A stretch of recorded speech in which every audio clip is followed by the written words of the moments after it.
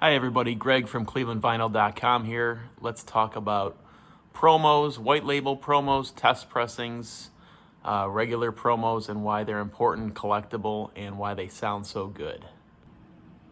So I wanted to share with you guys why promos are very collectible, why they're harder to find than regular records, why they're important, and why they sound so good. So basically a promotion record is going to be a record that was a first pressing.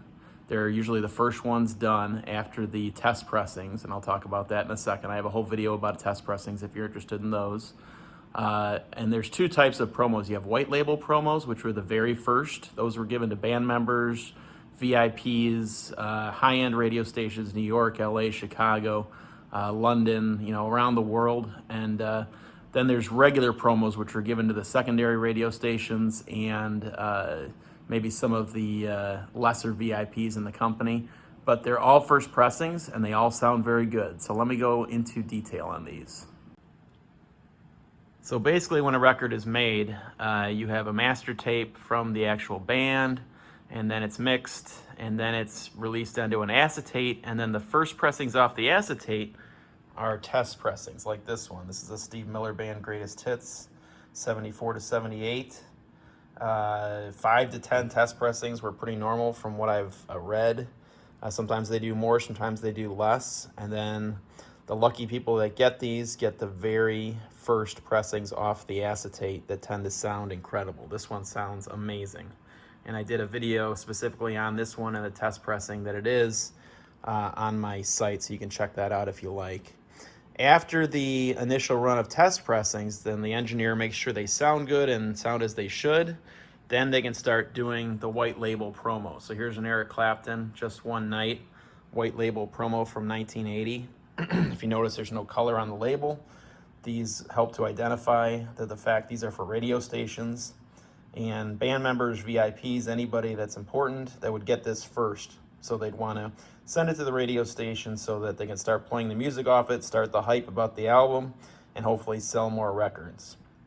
Typically, from what I've read and from what somebody that worked at Atlantic Records told me, is that for an album like this, which was a mainstream artist, Eric Clapton, he's at the height of his fame in 1980, there's probably 200 to 300 white labels made, and then another 500 to 600 regular label promos made.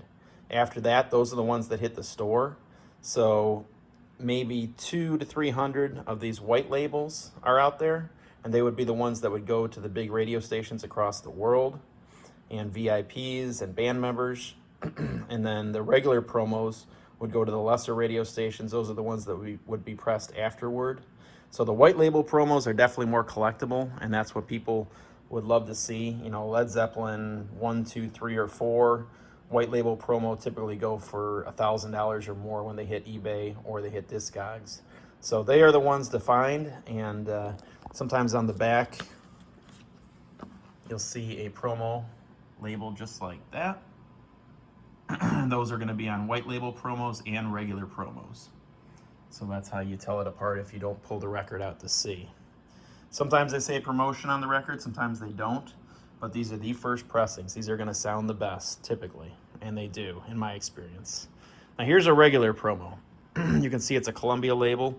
If it was a white label promo, it would be white and without color, but this is a regular promo. So we have Bruce Springsteen, Nebraska. The only way to identify it is on the back, the promo label, stamp in this case. And if you notice, there's nothing on the record that says promo. But the stampers on these are typically early. I think this one is a 1F and a 1H stamper. So it was done in the first run in 1982.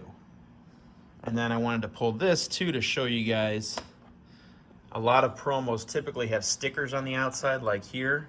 This would normally be on the cellophane, on the wrapper in the store.